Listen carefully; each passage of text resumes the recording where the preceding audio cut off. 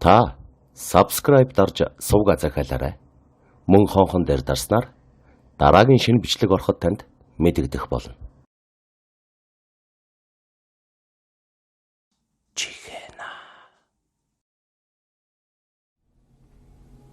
Ан амтэн тэр болгон тааралдахгүй.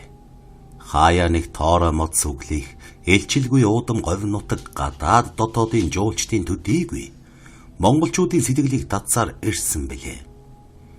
Говь нутагт хүний сонирхлыг хамгийн их татдаг зүйл бол элбийн юм шиг зэрэглээ гэж ихэнх хүмүүс ярьдаг. Тэрхүү зэрэглээ нь хот болгоос айлгэр улс амьтныг дүрслэн үзүүлдэг. Тэгвэл 1954 онд говь нутагт судалгааны ажил хийж явсан монголч эрдэмтэн Сергей Долгемцов маш сонин зүйлийг их говийн зэрэглээн донд олж үзжээ.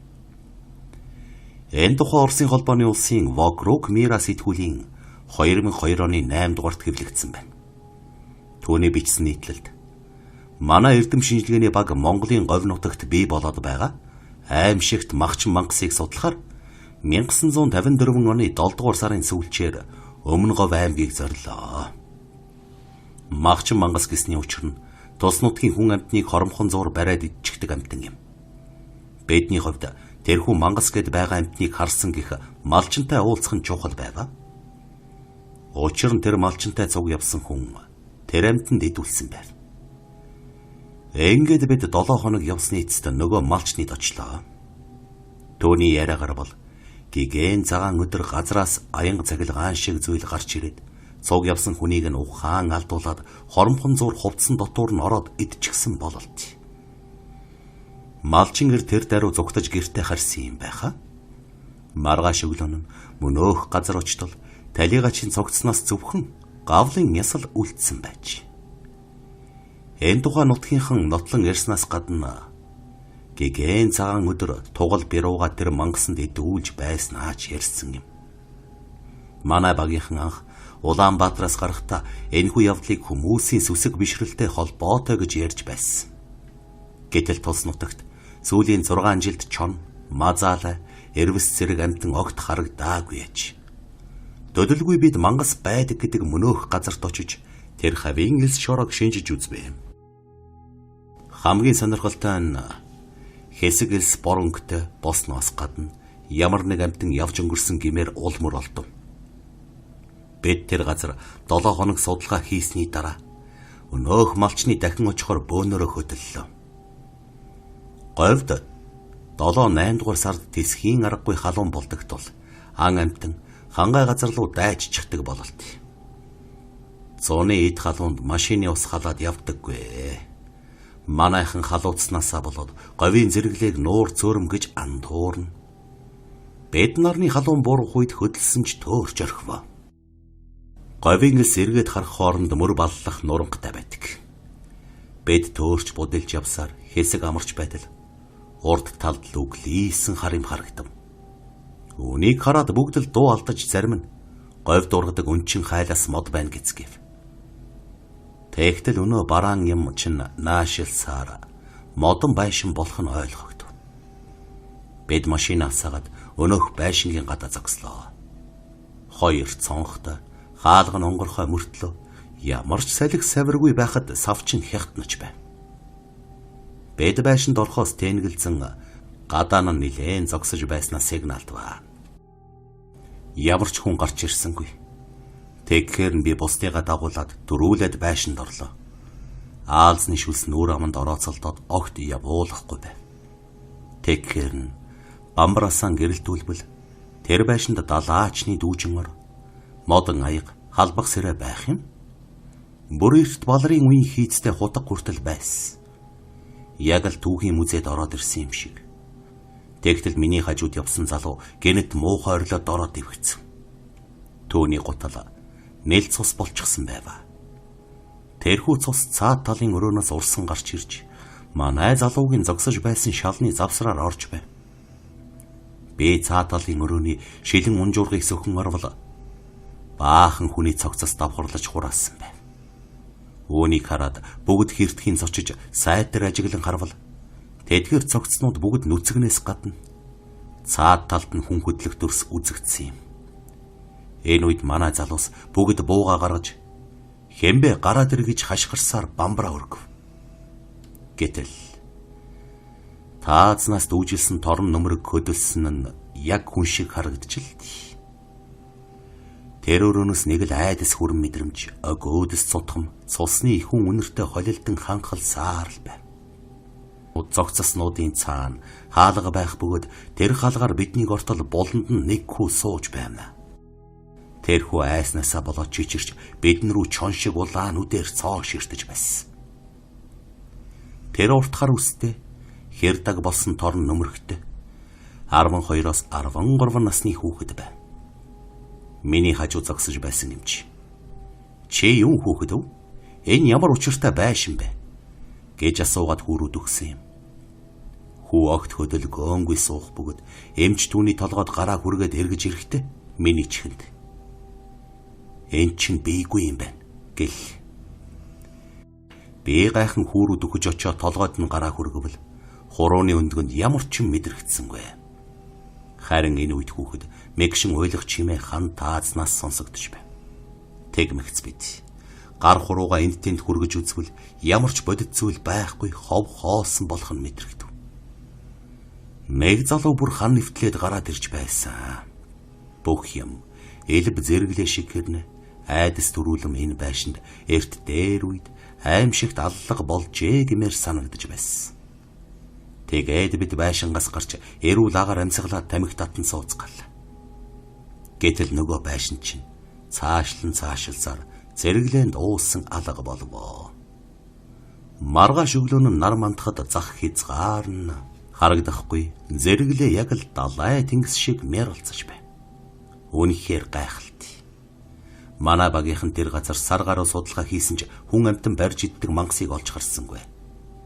Харин бидний дараа тийш явсан эрдэмтэд говьд хүм мал хордуулж иддэг олгой хорхоо гэдэг аюултай амтан байна гэдгийг тодорхойлсон юм. Энэхүү тохон чиний амтны дүр зургийг одоо хүртэл авч чадаагүйг бодоход маш нууцлаг амтан болох нь тодорхой байна. Харин тэр байшингийн хувьд гэвэл говийн зэрэглээний нэгэн гайхамшигт үзүүлбэр байсан байх гэж бид өөрсдийгөө тайвшруулдаг юм а. Дэлхийн ертөнц гайхалтай олон нууцтай хэдий ч Монголын говь шиг элбийн зэрэглээтэй гэж юу гэсэн байна. Энэхүү монголч эрдэмтэн уг нийтлэлтэй маш сонирхолтой олон зүйл өгүүлсэн нь бидний сонирхлыг эрэхгүй татсан юм да. Чихэна.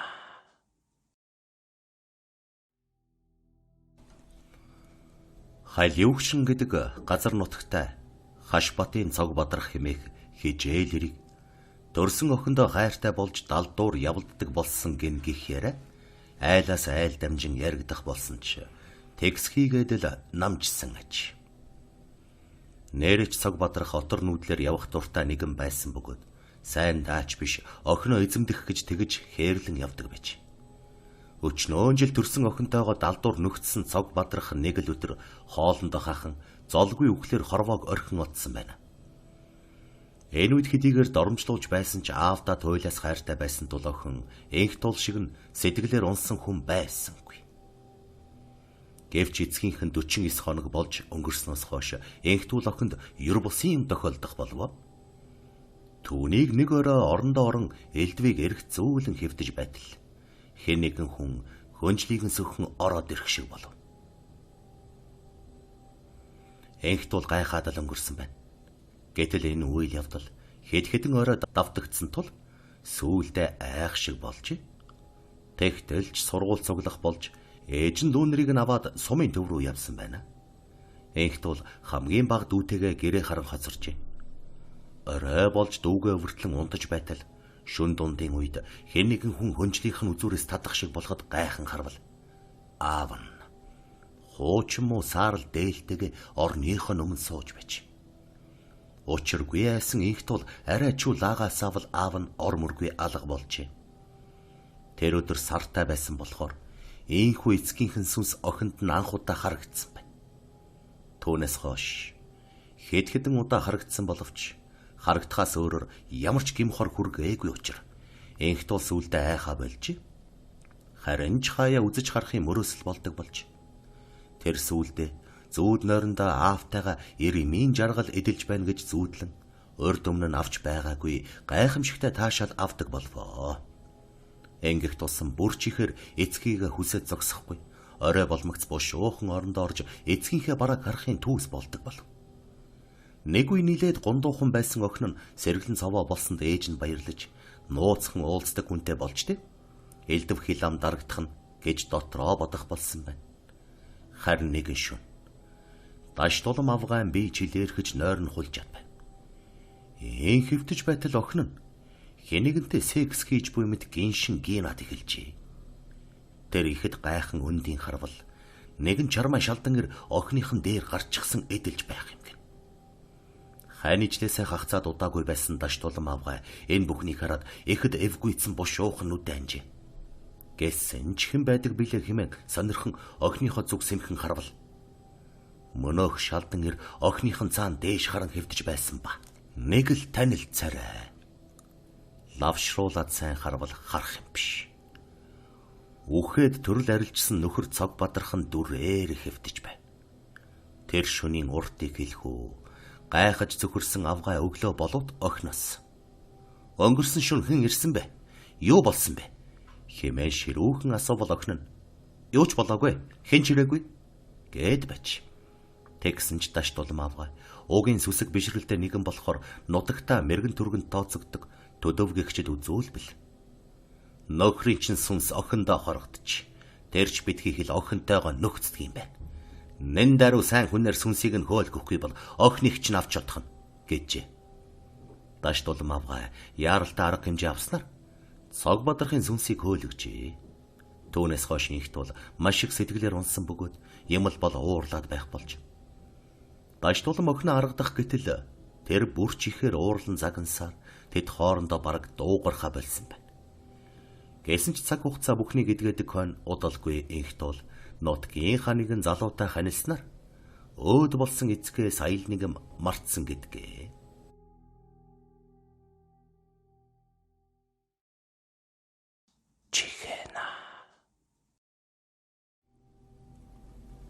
Дэлхийн уур амьсгал өөрчлөгдөж байгаль экологийн тэнцвэртэй байдал алдагдан ан амтны тооц өөрч ховордохын хэрээр бидэндээ зэрэгцэн оршдог буг чөтгөрийн ертөнцөд мөн өөрчлөлт орхож.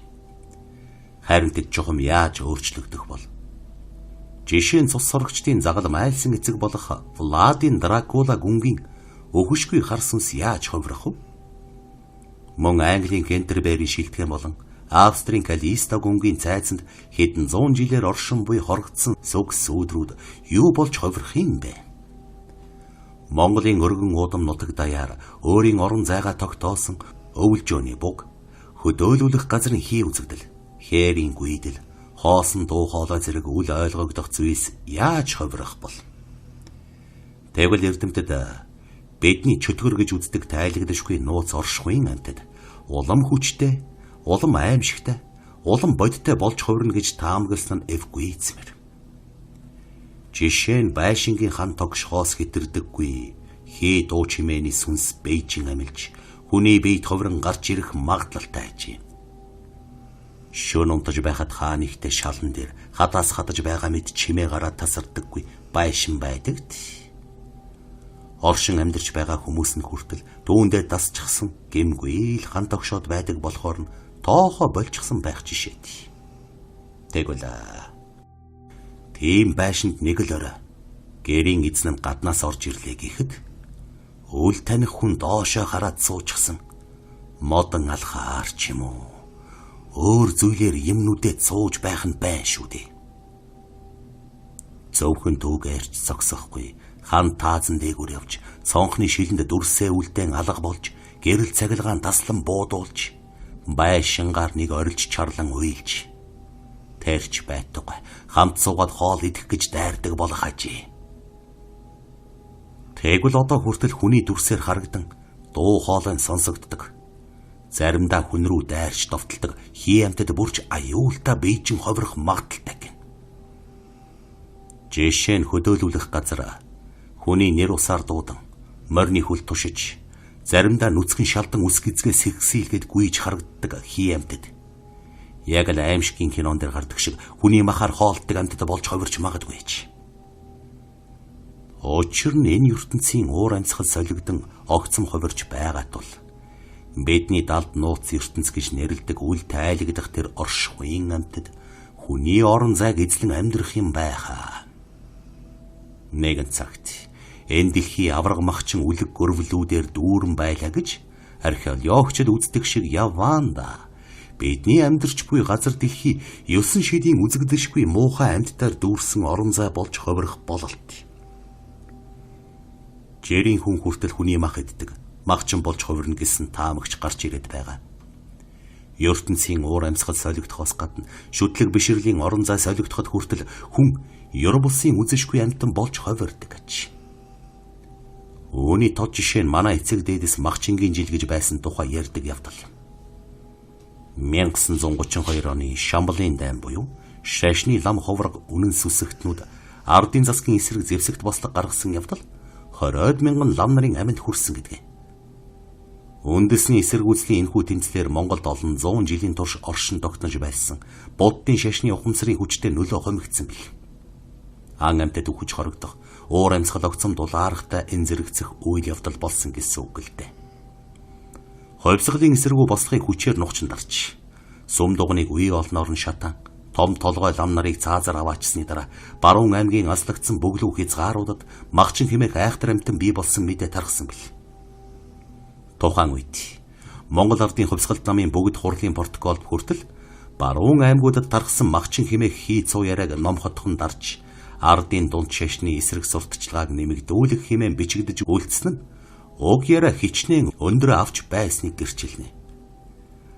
Тухайн үеийн хөгшчүүдийн ярианаас үзэхэд 1933-аас 1934 оны хооронд хүн барьж иддэг махчин гээч амьтан Монголд бий болсон бололт. Анх Хөвсгөл аймгийн нутгийн цаг эдрийн голын орчмоор эзгүй айлын герт асар хүчрхэг булчинлаг бийтэй ус сахалдаа баригдсан нэг амьтан хүний багал зурт шууд асан барьж идэж байхыг тэнд явсан залуус хараад Шэнэтэр сумын хошууны тамгын газарт мэдгдсэн гэдэг. Тэрхүү том бийтэй махчныг эсэргүү бослохын үеэр төгж жанжны зэрэгт явж байгаад ширмэн бөмбөгөр бөмбөгдөх үед ухаан солиорсон даншгийн зам гэмпэл дорж мөн гэж зарим нутгийн хүмүүс ярьж байсан боловч нотлогдоогүй ачи. Харин махчны тухай яриа маш хурдан түгэн дэлгэрч хүмүүсийн айдас нэмэгдсэн тул цэрлэг мандал аймгийн төвөөс 2 хуйгт тээвэрлэгч бүхий 30 орчим зэрэгэрж эдрийн голоор самналт хийсэн байгаа юм. Гэвч бүтэн 2 сар гаруй ирж хайгаад махчныг олж чадсангүй. Энэ хугацаанд авраг бийт махчин бэлчээр дээр хоной хариулж явсан залууруу дайрч тас татаад хайчихсан байхад нь хошууны дарга рэнцэнд орж дотоод яамны төлөөлөгч Янсан жав ховсгалт цэргийн хорооны дарга галтанд орж нарын хүмүүс очиж үтсэн байгаа юм. Гэхдээ тэд махчныг үзээгүй учраас хий цуу яриа дэг дээхээс болгоомжлон хончин залууг чононд бариулж үхчээ гэсэн яриа тараасан ажи. Чон барьсан гэхэд шүдний ором мэрж зулгааж идсэн байдал зэрэг нь их л өөр байсан тухай хожим нь рэнчэнд орж ам алдаж байж. Эдрийн голын авраг махчны мөрийг нь олж хараагүй байтал Архангай Завхан аймгийн нутгийн заагт байсан Багдадцангийн ойролцоо амьд хүн рүү гигэн өдрөөр улангассан дайрдаг Бердан бууны сум нэвтэрдэггүй бас нэг махчин гарч ирсэн тухай цуу яриа дэгдэжээ. Тэр нь харин эмэгтэй хүн байсан гэдэг. Жасын малыг хурааж Багдадцангийн хүрээг түймэртчихэд буцаж явсан ногоо малгайтнууд руу Сондуулын ам гэдэг газар нөгөө махчин гэнэт гарч ирж дайраад гурвыг нь газар дээр нь барьчихсан тухай хүн болгон шөөгөж байжээ. Чохон мэн үед л нийслэл хүрэндэх Монгол ардын ховсгалт цэргийн удирдлага Монгол ардын намын төлөөлөгчдийн чихэнд хөдөө орон нутагт бий болсон махчингийн тухай яриа хүрсэн бололт. Энэ үед зарим лам нар шашны догшин бурхтыг хэлэг нүүлсэн тул эм мам өөрийн галзуу дүрээ амьлуулан илгээж ус хонзонгоо авч байна гэж ухуулдаг болсон байна. Дээр 2 махчингийн учрыг олж амжаагүй байтал Баян хонгор аймгийн нутаг ламын гигэний хийдийн ойролцоо бас нэг махчин бий болсон гэдгээ. Энэ махчин Орос цэргүүд аэропланаар мөрдөн хөөж дээрээс нь тор шидэн баривчлаад ямар амьтан болохыг нь судлахаар нутаг руугаа авч явсан аж. Монголоос барьсан махчинг хойно аваачиж зөвлөлт холбоот улсын эрдэм шинжилгээний тусгай анги урт удаан хугацаанд судлаад учрыг нь тайлж чадалгүй 1942 онд Сталинград руу германууд дайр хуяар устгасан гэдгээ. Харин Архангай, Завхан, Говьалтай, Өвөрхангай, Хөвсгөл, Дундговь зэрэг аймагуудын нутагт ганц нэгээрээ зарим үед 2-3 уулаа нийлдэг махчин бий болсон сураг тасралтгүй сонсогдож байсан ч дийлэнх нь хоосон цуу яраа байсан нь эргэлзээгүй. Учир нь хэрвээ тийм олон махчин бий болсон бол Монгол улс дэлхийн нийтийн анхаарлыг татах байсан нь эргэлзээгүй. Гэхдээ тухайн үед манай орон хаалттай хувьсгалчдын хавчлага дор шашны талын ямар нэг яриа гарахыг тас хоригддог байсан тул бүх зүйлийг нуун дараад өнгөрсөн байж ч болзошгүй. Ямар ч байсан эдрийн голын авраг бит махчин хувьсгал цэргийн ангийн отряд бүслэлтэнд оруулж байгаад Максим пулеметоор буудан устгасан гэдгээ.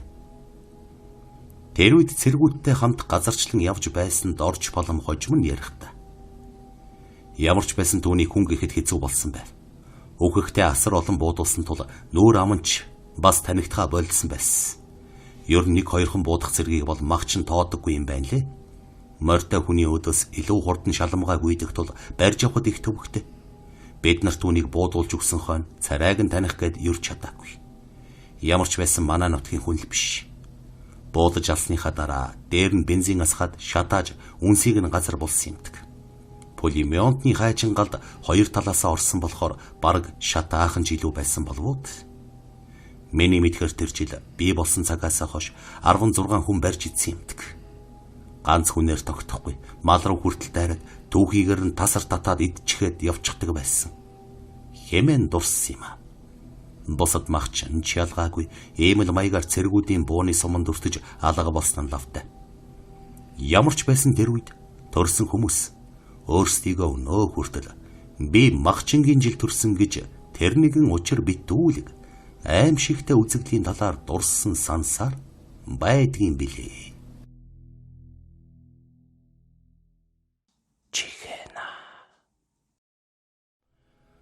Манай монголчууд хизээнээсээ хэрэг мууёрын шоу гэдэг. Амьд амьтны нүдийг ухаад хайчихдаг бараан өнгөтэй энэ шоу нэрэж муу юмны илч улаа гэлтэй. Дотор арзас хийтэл гуаагчин муу үйл явдал зүгнөх нь элбэг. Мөн 1970-ад оны дундуур болсон нэгэн үйл явдалч хэрэг их шоу хичнээн мууёрын амьтан болохыг харуулж байх шиг санагдана. 1976 оны 100 толгойтын эцэст байдаг гармаа гихч айлын 13 настай хүү баруун салаанаас олсон юм гисээр хэрээний ангахаа олж иржээ. Эцэг их хоёр нь түүнд наадхаа хол аваачиж тавь хэрээний ангахаа тэжээдэггүй юм гэж хичнээн хэлсэн ч хүн тооссонгүй. Тэр гэрийнхээ баруун хаяанд нэг жижигхэн үүрэрхүү юм засч өгөөд өвдөл цөвдлөөр хооллож эхэлсэн бөгөөд нөгөөх нь эрх биш нялх амт юм гисэндээ хэр дээл хүний хайр татдаг болсон аж. Тэгснээ удалгүй жиг үүртний зүн бэлгээрээ метр хэртэй хөөрдөг болсон байна. Гэтэл нэг өдөр хар өглөөгөр тэдний гадаа баахан хэрэг гуахчаад эхэлвэ. Гарч харвал хашааг нь тойроод шом болгон дээр шахуу хэрээ суудчихсан гуахчж байв. Хөөн өдөр чин чулуугаар шидээд ч хэрээнүүд холдсонгүй. Харин ч бүр нэмэгдэж ирээд гуахчаад байжээ. Тэгтэл тэр орой зурагт үзээд зөв зүгээр сууж байсан гармаа гинэт нас барчихсан бөгөөд эмч үзээд цус харавсан гэдэг онш тавиад явсан байна. Зөв зүгээр сууж байгаад өнгөрчихсөн түүний хойноос ихнэр хүүхэд ах дүү нь ихэд гашуудан илүүгэр барин цогцсыг нь оруулсан ажээ. Хэдийгээр хол байдаг ах дүү нартаа талигачийн гинтийн үхлийн талаар мэдэгдэж ёс төрт дөөгөр оршуулахыг хүсэж байсан ч зуны халуунд бээж муудахгүй хэмээн хаширлаж ганц хонуулаад нутаглуулахаар болоод байж. Ингээд өглөөнөө талигачийг хайрцаг савнд нь хийхээр ах дүүс нь эл үгэрт ортол хоёр нүдийг нь юу ч үгүй ухчихсан байжээ. Хэрт хийж цочсон ах дүүс нь учрыг дор нь ойлгосон бөгөөд хэрээний дэгдэх ээч бэн хэргийг хийсэн гих мэд гэрийн тоон дээр суучихсан. Ээш тийш харж хошууга тоонны модонд үрж байсан байна. Уяа гашуу давтаад байсан хүмүүс түүнийг хараад эхэд жигшин зэвүүдсэн ч нэгэнтэл буйны ажил хийх гэж байсан учраас түүнийг хөнөөж нүгэл үлдээд яахав гэцгэн хоосон ухрахад нь зоосон мөнгөхийн хадгаар бүтээгээд талигаа чиг оршуулахаар явжээ. Гэтэл оршуулгын цаваа дөнгөж хөдөлвөөгүй юу. Баахан хар хэрэг дээгүр нь эргэлдэн гуаагчсаар байсан бөгөөд нарангийн ингэрт хүрэх үед алга болсон байна. Ажил явдал дууссаны дараа талигачийн ах дүүс нөгөө хэрээний дэгдэхийг анх олсон газарт нь хаяулсан ажээ. Талигачийн хойтхыг үзсэн ламч талигачийн үхлийг хэрээтэй холбон тайлбарлсан гэдэг бөгөөд авах юм гэрт нь оргонож байгаа дагуулад явжээ гэж хэлсэн гэдэг. Харин мөнөөх олон хэрээний тухайд хэрээ угаасаа улаад дуртай амт. Улаа болохыг ч мэддэг. Тиймээс үхэл зөвгөндөг шоу гэдэг гисэн ажээ.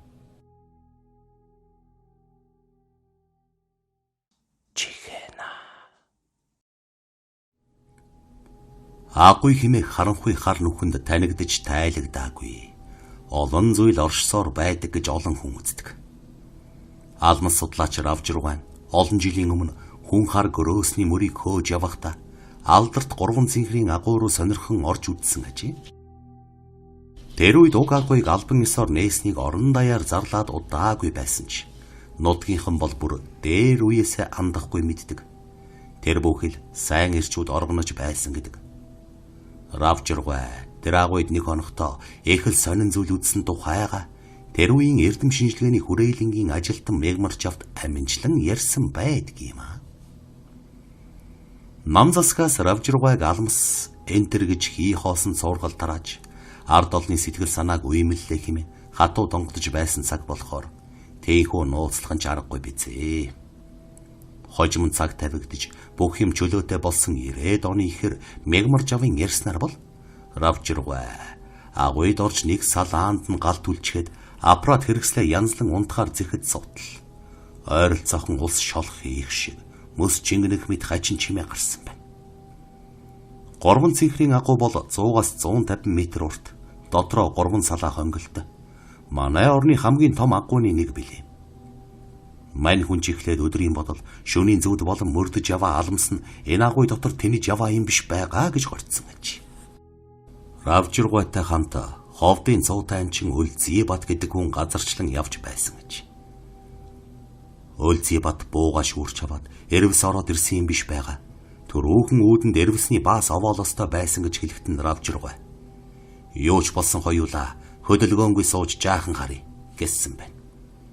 Энэ үед шавшалтан 13-4 орчим насны охин нэг нохой шиг амтан дагуулчихсан агуй нөгөө хонглоос гинэтхэн гарч ирэхэд тэр хоёр мэл гайхаж бэби рүүгээ харснаа. Равжиргай эхлээд босч гинэ. Тэр үед нутгийн олны дунд алмас хулгайлж аваад олдгоо болчихсон эмэгтэй хүний тухайд домог яриа их байсан болохоор Равжиргай алмастай нүгдсэн хүний хүүхэд юм уу гэж бодсон байгаа юм. Харин хамт явсан анчин Өлзийбат ууланд олон жил тэнхтээ тэр нүцгэн охины дагуулж ава нохоо шиг төрхтэй үзлийн амтныг өмнө нь олж хараагүй болохоор эхэл сэжиглэн буудахад бэлэн буугаа сумалчхад эрдэмтэн өвгөний ханцуунаас нь татаж суулгасан ажээ. Хожим нь Өлзийбат тэр хачин амтан зэрлэг гахаа чон хоёрын ирлиз гэмээр харагдсан гэж ярьсан боловч тийм амтан байх ёстой гэж өөрөө баталж чадаагүй гэдэг. Гайхсан хоёрыг босч чадахгүй, сууж чадахгүй твдэж байх хооронд үзэшгүй араатан дагуулсан нүцгэн охин чихний хингэрэг хаглам хачин муухай хашгирсаар цаашаа зүгтчихсэн гэж.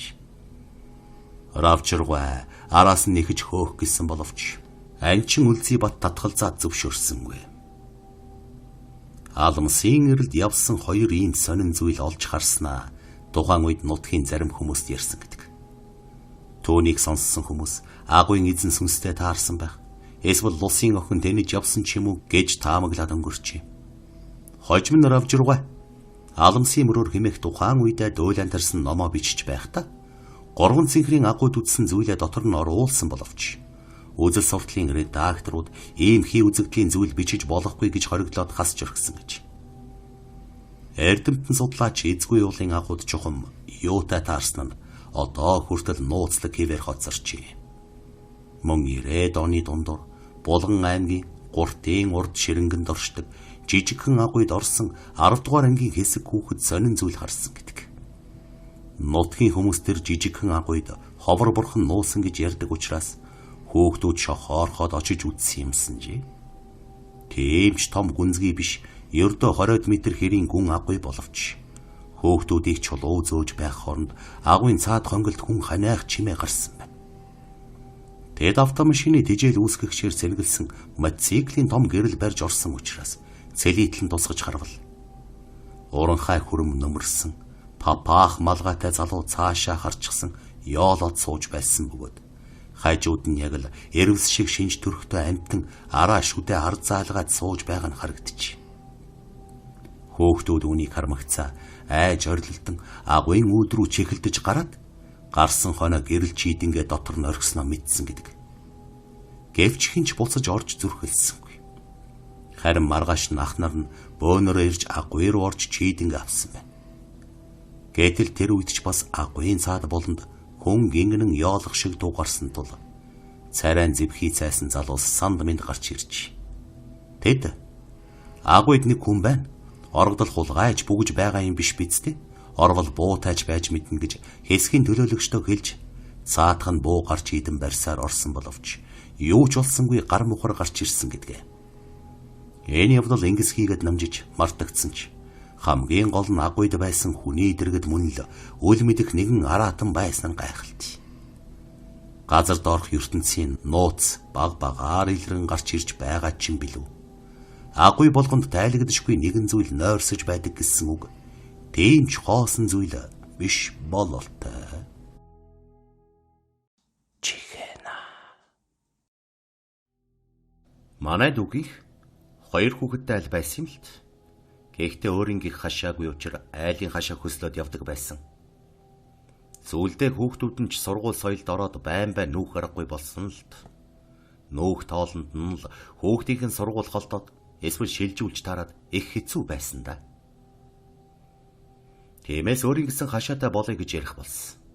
Гэвч хашаа байшин авах мөнгөгүй болохоор Дэнжи мянгад байдаг тэр газарт буухаар болсон юм аа. Урд өмнө тэнд шарил байдаг гэд айлууд буудаггүй байсан ч газар хувьчлагдсанаас хойш айлууд буучихсан байсан. Тэгээд ийм тийм юм гэж яриаггүй болохоор манай дүү тэнд бууя гэж шийдсэн юм. Өөрөө хүнсний зах дээр тэрэг дүрдэг авгайн хоол хийж зардаг байсан болохоор амхандаа бас ажилдаа ойртож байсан ухаантай. Гэвч буугаад удаач үгүй байхад охин нас барсан юм. Гэхдээ бүр зүгээр ч нас бараагүй. Чөтгөрч гэдэг юм уу? Юмд хорлогдчихсон. Тэр өдөр Наранбатыг таньдаг нэг махны чэнж залуу дүүд маань би налахын цахнаас 2 үхэр авах гэсэн юм. Ханиндаа яваад ирэх гэсэн юм билээ л дээ. Тэгэхээр дүү маань хөлс мөнгийг нь тохироод явхаар болж эхнэр хүүхэдтэй хэлээд явсан байсан.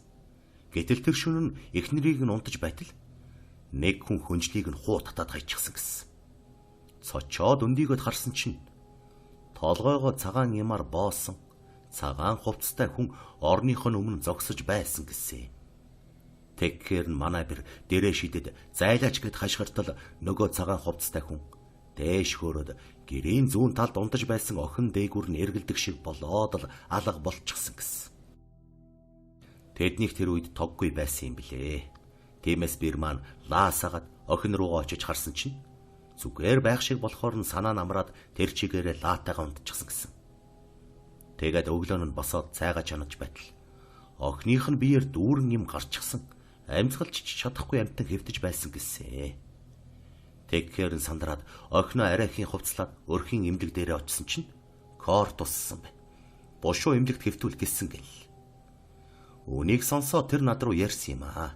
Би ч сандраад яваад очтол охиных нь хамаг хөлс сутгчихсан. Байдгаараа халуураад байж байв.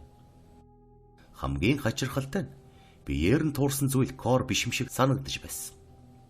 Гэхдээ л эмнэлэг бараадуулъя гэд эмнэлэгт хэвтүүлсэн. Тэр өдрийн үдээс хойш Наранбат ирсэн. Тэгэхэд нь эхнэр нь шөнө болсон явдлыг хэлээд ламд үзүүлье гэсэн. Гэтэл манай дүү уурлаад ёр зөвшөөрөөгүй. Тэгээд удаагүй охиных нь би гайгүй болоод эмнэлгээс гарсан юм. Энэ хооронд юу ч болоогүй. Тэгс нэг өдөр Наранбат манад нилээд халамцуу ирдэг юм байна. Тэгснэ надад их л амжилтан байж. Манай хашаанд нэг юм байх шиг байна. Би эртээ чүн унтаж байгаад гэнэцэрчихсэн. Тэгээд дээш харан хэвтэж байсан чинь нүдний үзүүрт нэг юм хөдлөх шиг болсон. Тэгэхээр нь харсан чинь хүүхдүүдийн унтаж байсан орны урд яа харахгүй нэг хүн зогсож байснаа намайг хоолоогоо зассан чинь алга болчихлоо. Та таньдаг мэддэг үздэг хардаг хүн байвал арга засал хийлгэж өгөөч. Дулам хандад хэлж болохгүй шүү. Нүүн гэд унана. Бид нар хаана очихвд гэж хэлсэн. Би ээж дотроос ижиглэж байсан болохоор ламд үзүүллээ. Тэгсэн. Бушуу нү өөр арга байхгүй. Хэзээ шарлийн газар гэр барьж байсан юм би. Тийм газарт угаасаа муу орон зай үүсдэг гэхээс өөр юм хэлсэнгүй. Тэгэхээр би нэг удган авгаа дээр очсон чинь засал хийж болноо. Гэхдээ 200 мянгаас наашгүй гэсэн. Ингээд л яах чаргагүй болсон доо. Нэгэн өөр газар буух газаргүй. Мөнгөгүй хүмүүс чинь хашааны хитэн банзааж ирээд хаачих вэ. Гэхдээ л имэйлт ч юм уу эсвэл нэг тийшээ нүүсэн бол үдийд огн нь амьд байх байсан байх л да. Хамгийн сүлд тэр хий үзэгдэл үзэгдэхдээ ганцхан охинд нь харагдсан байсан. Охин нь биеийн муу байхдаа ээждээ бас надад намайг унтаж байсан чинь нэг хүн хөлөөс минь бариад авсаа. Би цочоод сэрсэн чинь өрөөс нь нүдгүй хүн орны өмнө инээгэ зогсож байсан. Би айсандаа дуугарч чадахгүй хөнжлөөрөө толгоогоо битүүлээд хэвтэж байтал хөнжил сөхөж хаяад дээрээс харж байснаа алга болчихсон гэж ярьж байсан юм. 10 настай их хөөрхөн охин байсан. Нас барсныхан дараа ламаар зөндөө явсан. Тэгтэл нэг лам. Та нар хүнд хорлогдож өгсөн хархилтэй хүний шарилтай ойрхон байна. Тэр хүн их өш хонзон зангидж өгснээс та наахныг оролдоод байгаа юм байна. Хурдан нү. Өөр хүний ч амийг авна гэсэн. Тиймээс хумгүй нүүсэ. Хүнд сэжиг цээр гэдэг юм байхгүй бол болдоггүй юм бил. Шарлийн газрын ойр байгаа айлуудад эрт өрөө хизээ нэгэн цагт заавал нэг юм болох вэ. Манай нэг найзынхаа 70 давхрын шарлийн ойролцоо байдаг юм. Гэтэл эртээ оюутан хүүхэд нь хичээлээсээ орой ирж яваад тас хар биетэй нүцгэн хүнтэй таарсан гэл. Бас л хий үзэгдэл байсан гэсэн. Хүүхэд нь одоо сэтгэл заслын эмчилгээ хийлгэж байгаа гэсэн.